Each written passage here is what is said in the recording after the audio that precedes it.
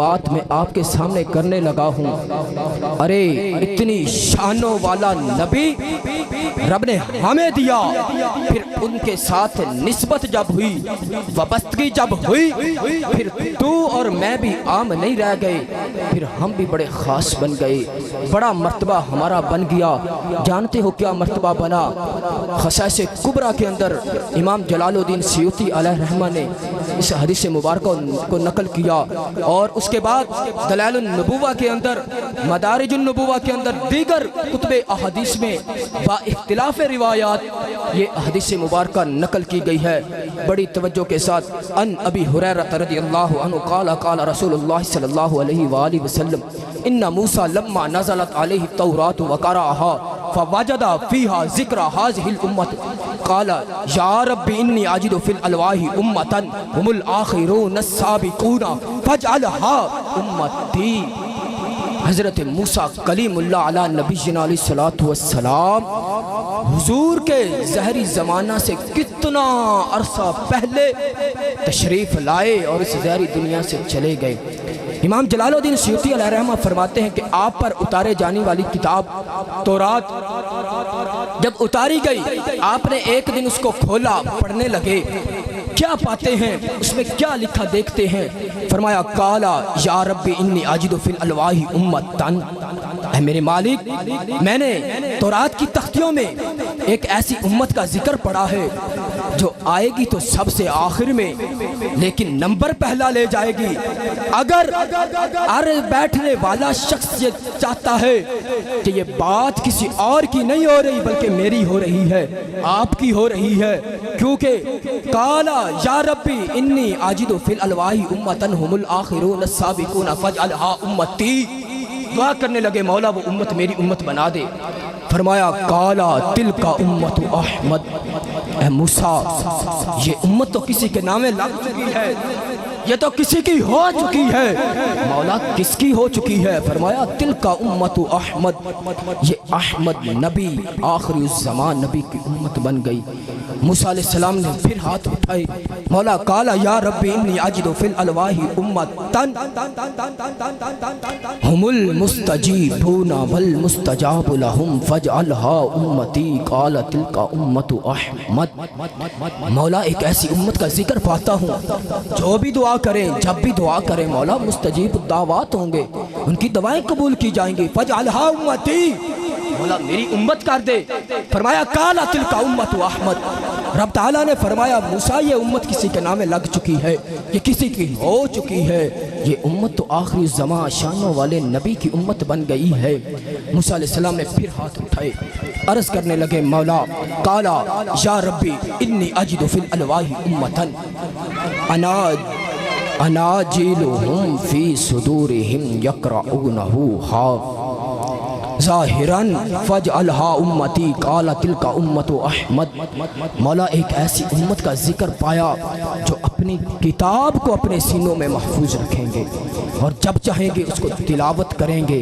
پہلی امتوں میں حافظ نہیں تھے، ارے یہاں تو 10 سال کا بچہ الحمد سے شروع کرتا ہے، والناس کی سین تک پورا قرآن پڑھ جاتا ہے۔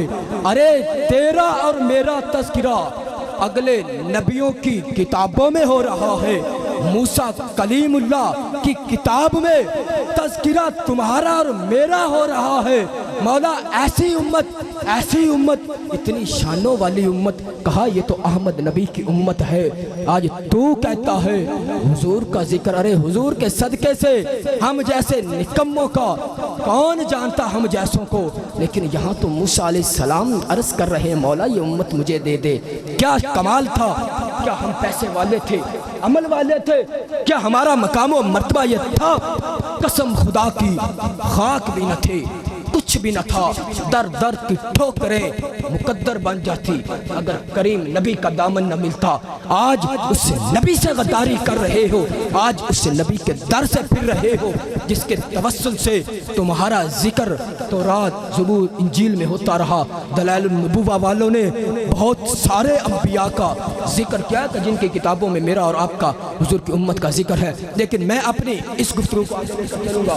پھر عرض کرنے لگے مولا قالا یا ربی انی اجد فی الالواح امتا یاکلون الفیع فاجعلھا امتی قال تلک امت احمد۔ مولا ایسی امت کا ذکر پایا کہ جن پر مال غنیمت حلال ہوگا۔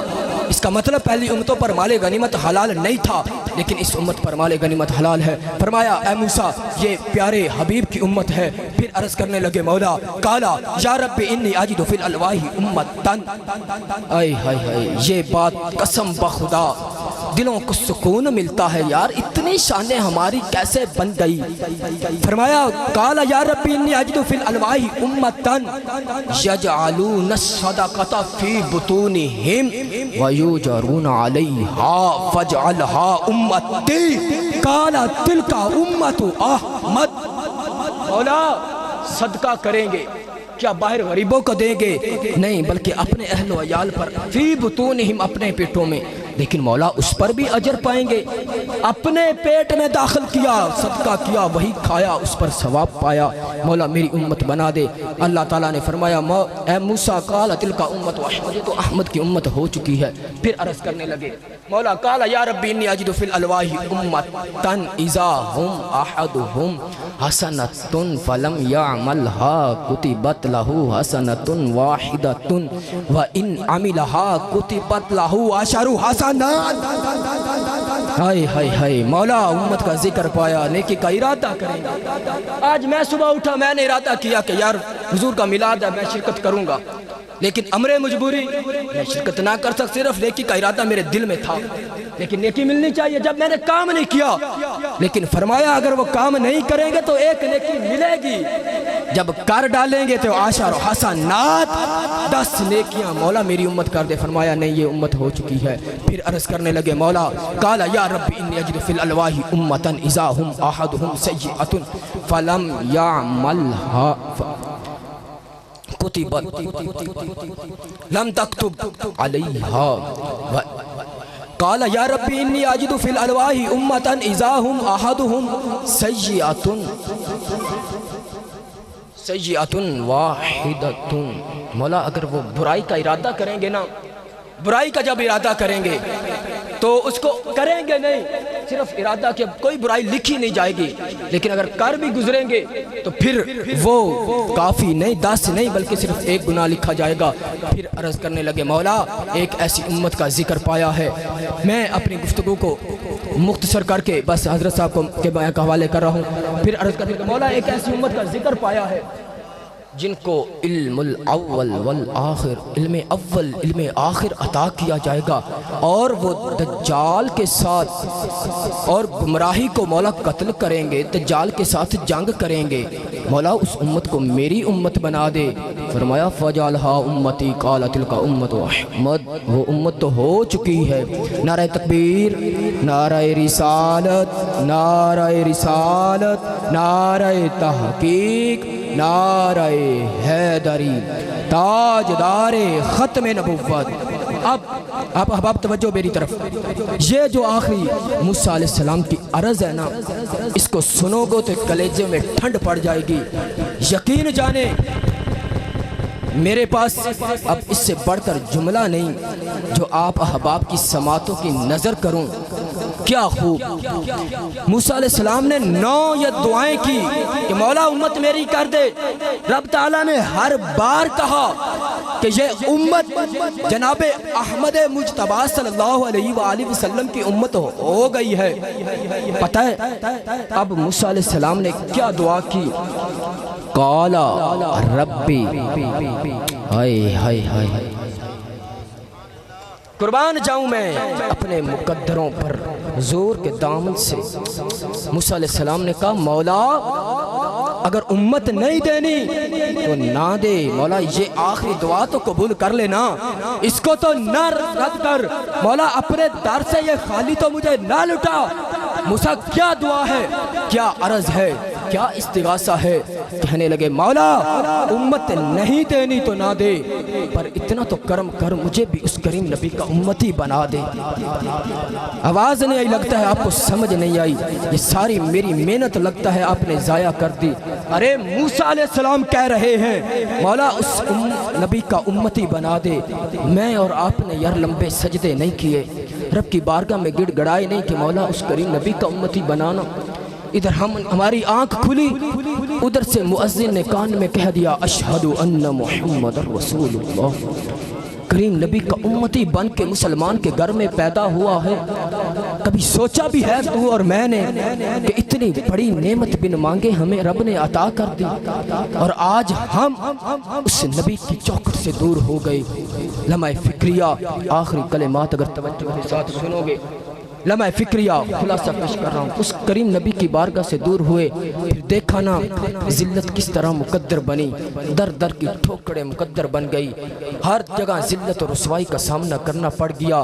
کاش کبھی اس نبی کے دامن سے وابستہ ہو کر ان کے ساتھ وفا کرتے تو پھر آج یوں رسوا نہ ہوتے۔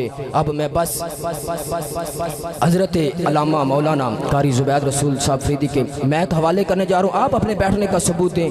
اگر اب نہ بولے نا تو ان کو بلانا آتا ہے، وہ آپ کو بلا لیں گے۔ آپ احباب نعرے کا جواب دیجئے، نعرہ تکبیر، نعرہ رسالت، نعرہ رسالت، نعرہ تحقیق، نعرہ حیدری، تاجدار خط زندہ باد۔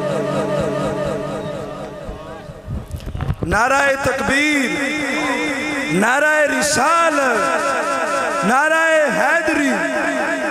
جناب حضرت علامہ مولانا مفتی محمد مظہر حسین فریدی صاحب ضلع ساہیوال سے پنڈال میں تشریف لا چکے ہیں۔